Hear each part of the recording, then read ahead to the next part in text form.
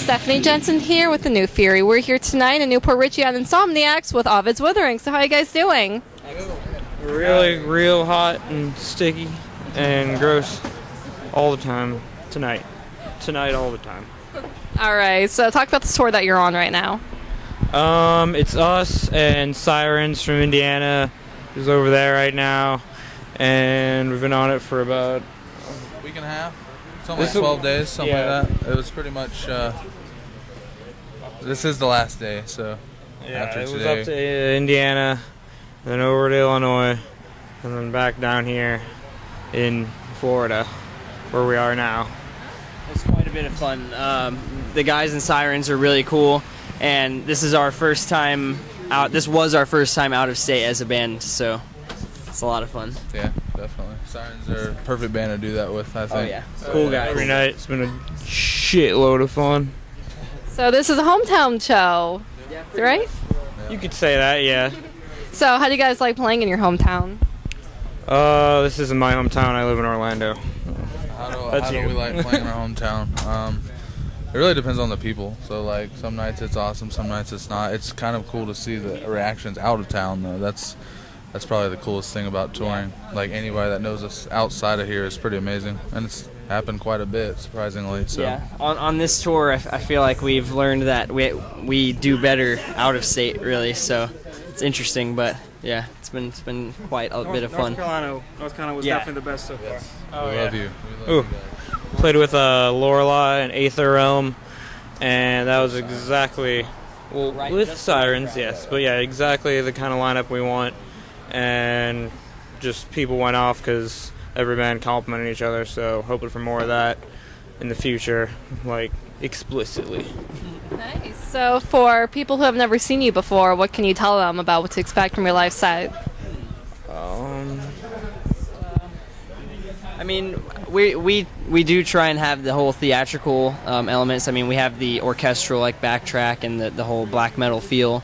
So we just recently implemented our light setup, and that's definitely adding like a big layer to our stage performance. So I don't know. Yeah, I mean, it's more of like a presentation than it is a show. So it's kind of like you have to pay attention, right? If you're in there. We almost eventually want it to be kind of like, I don't know if I want to say like a play. Or kind of like a movie, yeah. Kind of like you go in there and you listen to a story, and it kind of plays itself out. It's pretty cool. So, when fans listen to your recordings, do you think that they will get the full effect that they do as opposed to watching your set, or? We try. There's only so much you can do. Right. But we try to make it sound as full as possible. As powerful as it can be, yeah. Via CD, So you mentioned the theatrical element in your music. I want to ask about that. So how did you, or in the black metal field, how did you really get to include that into your music? That's fair. Yeah, this is going to be an Aaron question. Basically by listening to a lot of movie soundtracks, Lord of the Rings, Matrix, Pirates of the Caribbean, Batman, all the cool shit, and then like Last Samurai, all these movies, and Video games. Video games is a huge thing. Super Nintendo games, especially Link to the Past and some Final Fantasy games and whatnot. Pretty much just my childhood. But I don't know. I really like soundtracks more than I spend a lot of time just listening to that because it's kind of more emotional in a lot of sense. And you watch a movie, if you were listening to like rock tracks, it doesn't give you the same feeling as when you're listening to it and you hear choirs and horns and everything like that. So try to mix the two, and then that way it gives you more of an emotion. And then just kind of got addicted to Septic Flesh and Karak Ongren and all these bands, and I wanted to do it too. And that was it. So I also noticed that there is a mythology theme in your lyricisms. Why the interest in mythology?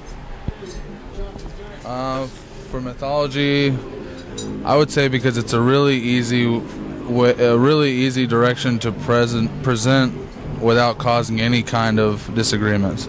Like no one's going to be like, I don't like mythology, because I mean it's there is nothing to not like about mythology. So if you go love, or if you go religion, or if you go anything like that, it always gives you room to fire back. But with mythology, you just kind of oh, that's cool, or it's not cool. There's never like a, I don't like this and that's why, you know what I mean? Right. So, and it's also cool to complement with our own stories and add in the orchestra stuff.